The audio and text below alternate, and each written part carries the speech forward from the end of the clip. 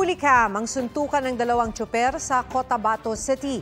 Yan at iba pa sa spot report ni Jonathan Andal. Nauwi sa suntukan ang agawan sa pasahero ng dalawang tsoper sa Cotabato City.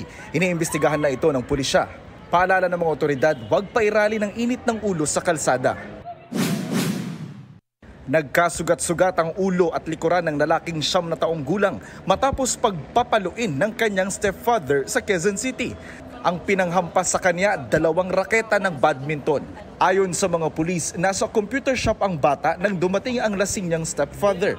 May nakita siyang raketa ng badminton at dahil sa kalasingan, pinagpapalo niya yung bata para pauwi. Inawat ng mga residente ang stepfather at isinugod sa ospital ang bata. Inaresto na ang stepfather na dati na umanong sinasaktan ng bata. Aminado naman ang suspect na nasaktan niya ang bata. Totoo po sir, isang bisis po sir, nakakainom na po sir. Maharap ang suspect sa reklamong paglabag sa Special Protection of Children Against Abuse, Exploitation and Discrimination Act. Jonathan Andal nagbabalita para sa GMA Integrated News.